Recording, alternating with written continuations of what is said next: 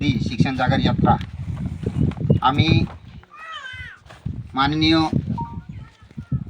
रवींद्रजी ठाकरे साहेब जिल्हाधिकारी तथा उपायुक्त आदिवासी विकास विभाग नागपूर यांच्या संयुक्त विद्यमाने यांच्या मार्गदर्शनामुळे आम्ही शिक्षण सागर यात्रा नागपूर जिल्ह्यातील 42 पारधी बेड्यावर सुरू करण्यात आली होती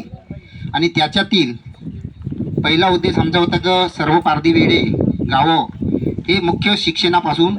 कोसोदूर असलेल्या या समाजाला शिक्षणाचा मुख्य प्रवाहामध्ये आणण्यासाठी आमचा प्रयत्न होता। त्या अनुषंगाने शिक्षण जागर यात्रा 42 जिल्ह्यामध्ये नागपूर जिल्ह्यामध्ये 42 बेड्यावर जाताना त्यांचे अनेक प्रश्न उद्भवून आले। शिक्षण, आरोग्य,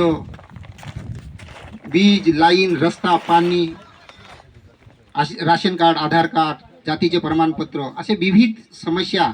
त्या अनुषंगाने आम्ही त्या सर्व योजनेचा आराखडा तयार केला। प्रत्येक गावामध्ये आम्ही जाणून या सर्व माहिती काढली आणि नंतर आम्ही उपायुक्त रवींद्रजी ठाकरे साहेब आणि जिल्हाधिकारी माननीय इटनकर साहेब आणि शिवसाहेब यांच्याकडे हे सर्व